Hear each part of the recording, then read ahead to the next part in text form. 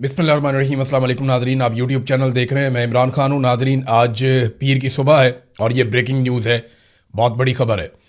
क्योंकि सारी रात यानी गुज़िश्ता जो रात गुजरी है, सारी रात बहुत बड़ी एक्टिविटीज़ होती रही हैं। मिडल ईस्ट के अंदर तैयारों की बहुत बड़ी नकलो हरकत नोट की गई है।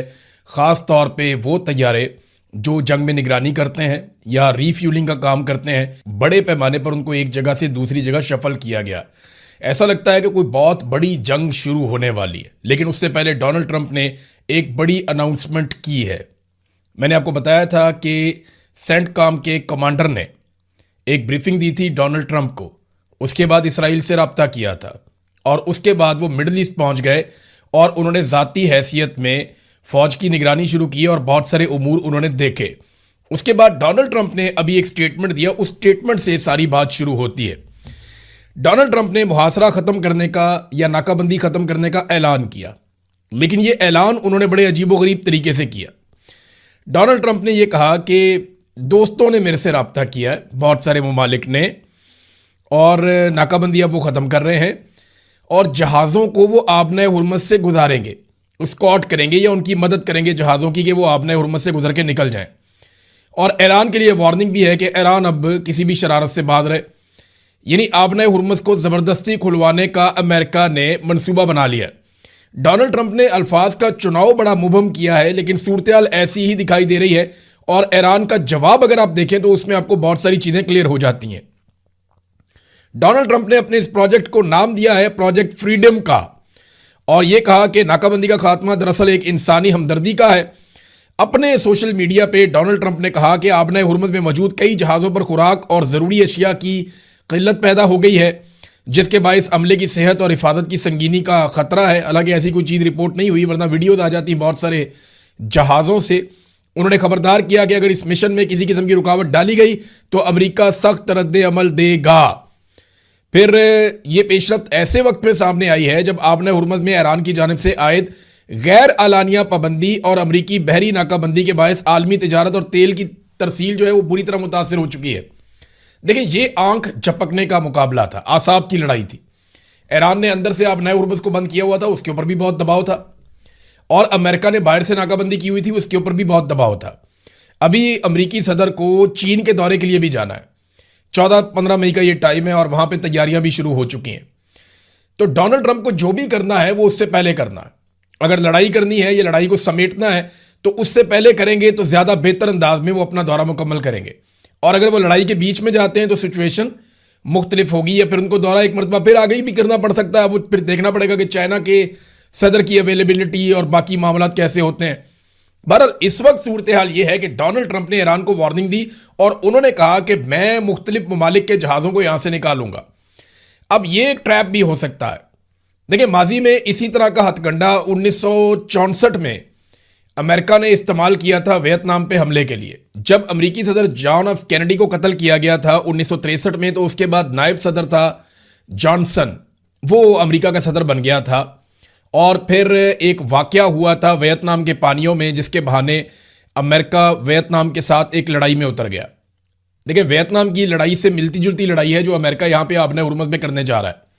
वहां पे भी पानी में होने वाली एक झड़प का बहाना बनाया गया था, और यहां पे भी ऐसा लगता है कि ये मामला उसी तरफ जा रहा है। वहां गल्फ ऑफ टॉनकिन थी। गल्फ ऑफ टॉनकिन अगर आप लिखेंगे ना इंटरनेट पे तो आपको मिल जाएगा इसकी सारी तफसीलात। और यहां पे एक मुआहदा भी हुआ था और अमेरिकन जहाज के ऊपर यह दावा किया गया था कुछ छोटे जहाज़ों ने अटैक किया है, और उसके बाद उन जहाज़ों को डबो दिया गया था फ़िज़ाई मदद मंगवाने के बाद। और 2 दिन के बाद एक झूठा हमला रिपोर्ट किया गया था कि अमेरिकन जहाज़ पर दोबारा हमला हुआ है, जबकि अमेरिकन जो कैप्टन थे उन्होंने ये कहा कि कोई हमला नहीं हुआ। उन्होंने बार बार ये बताया, लेकिन इस झूठी खबर के ऊपर उस वक्त के अमरीकी सदर जॉनसन ने एक कौम से खिताब किया, कांग्रेस की अप्रूवल ली, और फिर उसके बाद वो आहिस्ता आहिस्ता अपनी फौजों को वियतनाम में ले गए और एक बड़ी लड़ाई का हिस्सा बन गए। उससे लड़ाई का फैलाव इतना ज़्यादा हो गया। देखें, उसको जॉनसन को तो फ़ायदा हुआ।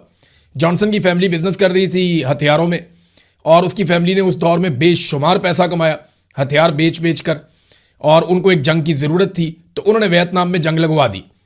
अब शुमाली वियतनाम और जनूबी वियतनाम 2 अलग अलग वियतनाम के टुकड़े थे। जो जनूबी वियतनाम था उसको अमेरिका सपोर्ट कर रहा था, जो शुमाली वियतनाम था उसको रशिया और चाइना सपोर्ट कर रहा था, और इस जंग में अमेरिका ने अपने लाखों फौजी वियतनाम में भिजवा दिए। जो फौजी अमेरिका के मारे गए उनकी तादाद 58,220 थी। ये लंबी जंग चली। फिर अमेरिका ने जंग के पहले 3 सालों में ऐलान किया कि हम तो जीत गए हैं, हम तो कामयाब हो गए हैं, हम तो कामयाब होकर वापस जा रहे हैं। लेकिन जब लंबी जंग चली तो फिर अमेरिका को लेने के देने पड़ गए। अमेरिकन फौजियों के इतने ताबूत जहाज़ों में भर भर के वापस गए कि अमेरिका के अंदर एहतजाज शुरू हो गए कि जनाब ये किस किस्म की जंग आपने छेड़ दी है। रोज़ाना की बुनियाद पे हमारे लड़के वहाँ से उनकी लाशें वापस अमेरिका में आ रही हैं। ये लड़ाई किसी काम की नहीं है। और बहुत प्रोटेस्ट हुआ अमेरिका के अंदर। 3 लाख से ज़ायद अमरीकी फ़ौजी ज़ख्मी हुए थे, जिनमें से बताया जाता है कि ज़्यादातर बहुत बड़ी तादाद में माजूर हो गए थे, जो सारी ज़िंदगी के लिए माजूर हो गए थे। तो वियतनाम की जो लड़ाई थी वो अमेरिका के लिए एक डरावना ख्वाब थी। उस वक्त $150 अरब अमेरिका के लग गए थे। आज के दौर में अगर आप इस रकम को देखें तो ये $800 अरब बनते हैं। बहुत बड़ी रकम अमेरिका की जंग पे लग गई थी। तब हथियार इतने महंगे नहीं होते थे, ना ही इतने खौफनाक हथियार होते थे। लेकिन जो हथियार उस वक्त अवेलेबल थे उसमें सदर जॉनसन की फैमिली ने बहुत पैसा कमाया, बल्कि वो दोबारा इलेक्शन भी जीत गए और फिर उन्होंने इस जंग को तूल दे दी। बहरहाल बड़ा लंबा अरसा लगा इस जंग से अमेरिका को निकलने में, वापस आने में। तो ये जो गल्फ ऑफ टोनकिन में हुआ था, ये उसी किस्म का आबनाए हुर्मुज़ में भी मुझे होता हुआ दिखाई दे रहा है। बहुत सारे एक्सपर्ट्स इसके बारे में बात कर रहे हैं। कुछ एक्सपर्ट्स ने इसके बारे में क्या कहा, ये मैं आपको पढ़ के सुना देता हूं कि कुछ एक्सपर्ट्स इसके बारे में क्या कह रहे हैं। वो कह रहे हैं जंग का एक जवाब बनाया जा रहा है। ट्रंप ने अमरीकी बहरिया को आबनाए हुर्मुज़ में तजारती जहाज़ों की हिफाजत के साथ गुजारने का हुक्म दिया है, जिसे बाकायदा नाम दिया गया है प्रोजेक्ट फ्रीडम का। अब वहाँ से जब अमरीकी जहाज़ निकलवाएंगे बहरी जहाज़ों को और जो तजारती जहाज़ हैं उनको, तो ईरान ने आबनाए हुर्मुज़ के करीब लंगरअंदाज जहाज़ों को फौरी तौर पे ये हुक्म भी दे दिया है कि यहाँ से हटके दूर चले जाओ। अब ईरान का ऑर्डर भी आ गया कि फौरी तौर पे जितने भी जहाज़ यहाँ पे मौजूद हैं, ख़ास तौर पे रसूल खैमा के इलाके में, वो दुबई की तरफ चले जाएं और यहाँ से जितना फासला बढ़ा सकते हैं बढ़ा लें। यहाँ से हम अपने लंगर उठा के दूर चले जाएं। ईरान ने ये वार्निंग जारी की है क्योंकि ईरान को लगता है कि यहाँ पे लड़ाई हो सकती है। अच्छा, इसमें ये जो है वो एक्सपर्ट्स ये कह रहे हैं कि मुमकिन है कि ईरान अमरीकी जंगी जहाज़ों पर वापस फायरिंग करेगा और ट्रंप उसको जंग के जवाब के तौर पर इस्तेमाल कर सकता है। अब ईरान ने जो कहा, बहरी जहाज़ों को बाकायदा जो वार्निंग जारी की, जो सुनी गई है कप्तानों की जानिब से, ये बताया गया मुख्तलिफ जहाज़ों के, और जो इतलात मिली हैं इनमें उनको जहाज़ों को लंगरअंदाजों से हटाने की हदायत की गई है।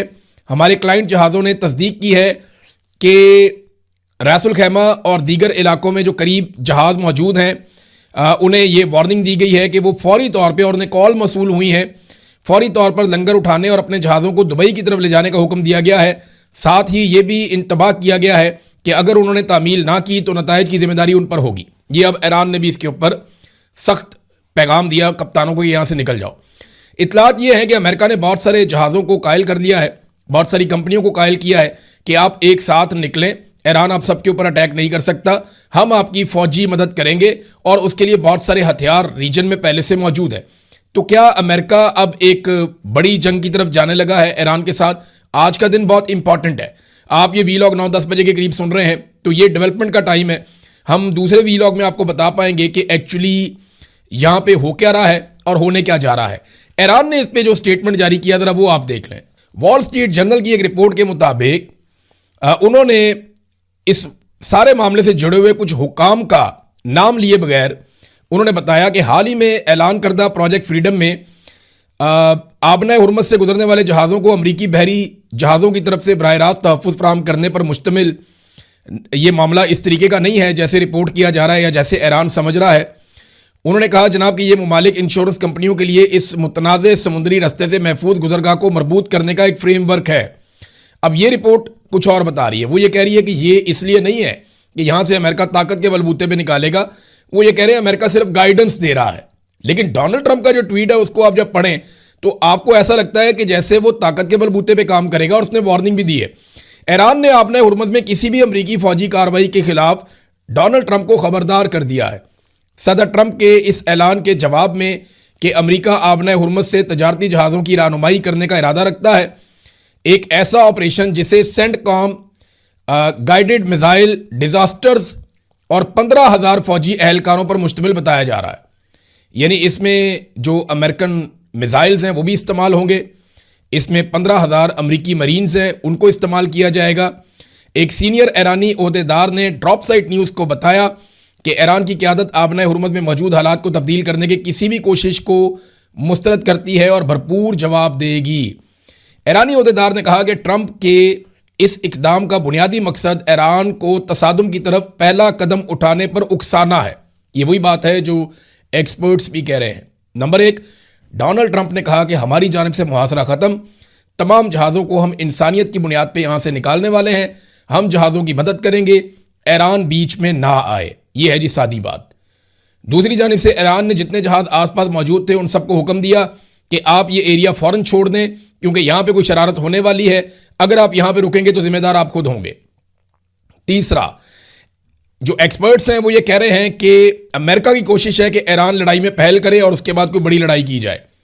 चौथी अहम बात यह है कि खित्ते के अंदर जिस बड़ी तादाद में हवा में ड्रोन्स और तैयारे इस वक्त मूव कर रहे हैं और जितनी बड़ी फौजी और हथियारों की नकलो हरकत हो रही है, उससे ऐसा लगता है कि अमेरिका इसको लड़ाई के एक जवाब के तौर पे इस्तेमाल कर सकता है।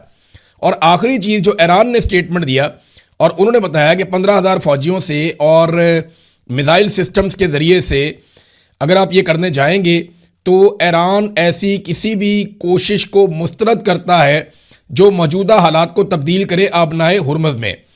ईरानी ओहदेदार ने कहा कि ट्रंप के इस इकदाम का बुनियादी मकसद ईरान को तसादुम की तरफ पहला कदम उठाने पर उकसाना है ताकि कशीदगी बढ़ाने का बहाना मिल सके और वो ईरानी इकदाम के जवाब में मजीद फौजी कार्रवाई को जवाब दे सके। हमारा हतमी मौक़िफ़ यह है कि कोई भी तजारती जहाज़ जो पेशगी हमांगी के बगैर नामजद करदा ममनुआ रस्तों से गुजरने की कोशिश करेगा, उसे ईरानी फोर्सेस की तरफ से फौरी तौर पर रोका जाएगा। अगर अमरीकी फौजी जहाज़ों ने कोई रद्द-ए-अमल दिया तो ऐसे इक़दामात का ईरान की तरफ से फौरी और मुसावी जवाब दिया जाएगा। ओहदेदार ने मजीद कहा कि अमरीकी फौजी जहाज़ राहदारी के इलाके से बहुत दूर हैं। अगर तजारती जहाज़ों ने हरकत करने की कोशिश की तो उन्हें किसी भी अमरीकी जहाज़ तक पहुंचने से बहुत पहले ही कार्रवाई का निशाना बना लिया जाएगा। ट्रंप ने मुअस्सर तरीके से इन्हें अपने सियासी खेल में सौदेबाजी का आला-ए-कार बना दिया है। यह है नाज़रीन सिचुएशन।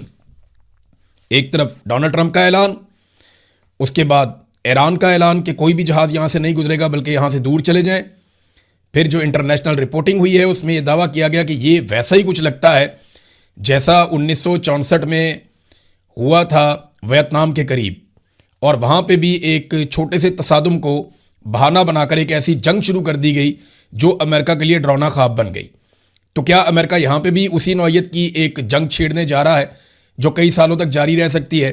क्योंकि जंग शुरू करना तो आसान है, उसे ख़त्म करना उतना आसान नहीं होता। वहाँ पे अमेरिका के जो है वो बहुत बड़ी तादाद में न सिर्फ फौजियों का नुकसान हुआ था, साजो सामान का नुकसान हुआ था, बल्कि तारीख में वो पहली ऐसी जंग थी जो अमेरिका बुरी तरह हार गया था। एक और भी चीज़ रिपोर्ट हुई है कि एक बड़ा जहाज़ है, तजारती जहाज़, और ये बरतानिया से खबर रिपोर्ट हुई और इसमें दावा किया गया कि उसके ऊपर कुछ छोटी कश्तियों ने अटैक किया है और उसके ऊपर फायरिंग भी की गई है।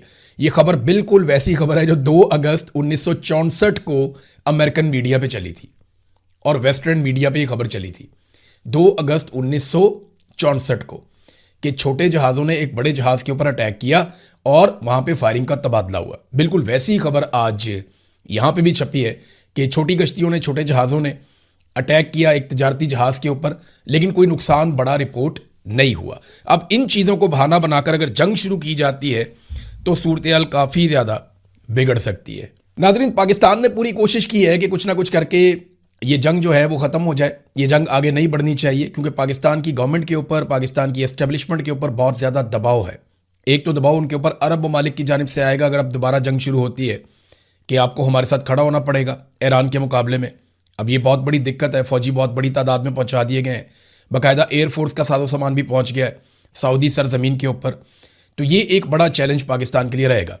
दूसरा, पाकिस्तान में जो मईशत का एक बहुत बड़ा मसला है उसको कोई और मुल्क बाहर से बैठ के हल नहीं कर सकता क्योंकि वो मुस्तकिल हल नहीं होगा। जो भी आपको कर्जा देगा वो आपके ऊपर बोझ बनता चला जाएगा और फ्यूचर में आपको वो बोझ उतारना पड़ेगा। तो पाकिस्तान बहुत बुरी तरह फंसा है। हर हाल में हमें सिर्फ सूट करती है तो जंगबंदी, इसके अलावा पाकिस्तान को इस रीजन में कुछ भी सूट नहीं करता। नाज़रीन, क्योंकि ये ब्रेकिंग न्यूज़ है, बड़ी खबर है, मैं बाकी खबरों पे आपको नेक्स्ट वीलॉग में आगाह करूंगा, बल्कि एक स्पेशल वीलॉग मैं तैयार कर रहा हूँ और वो सारे पाकिस्तानियों को उसके बारे में जानना चाहिए। हर पाकिस्तानी को पता होना चाहिए कि IPPs ने किस तरीके से पाकिस्तानियों का खून निचोड़ा है, पाकिस्तान के हर घर पे डाका पड़ा है, पाकिस्तान के हर शख्स की जेब काटी गई है। पाकिस्तान के हर आदमी को पता होना चाहिए कि किस जर्नैल ने क्या किया, किस सियासतदान ने क्या किया, किसने कितनी जेब काटी और किसने अवाम का खून निचोड़कर अपनी अपनी जेब भरी। ये IPPs का पूरा जो गोरख धंधा है, ये किस तरह शुरू हुआ और किस तरह अपने अंजाम को पहुंचेगा, ये तमाम चीज़ों के ऊपर मैं एक बड़ा तफसीली वीलॉग बना रहा हूं। इसके अलावा 9 मई के हवाले से, क्योंकि वो दिन आ रहा है, उस पर भी हमें बात करनी है, तो डिफरेंट डॉक्यूमेंट्रीज़ के ऊपर मैं काम कर रहा हूँ। साथ साथ इंशाल्लाह वो तफसीलात आपको मैं बताऊंगा अपने आने वाले वीलॉग्स में।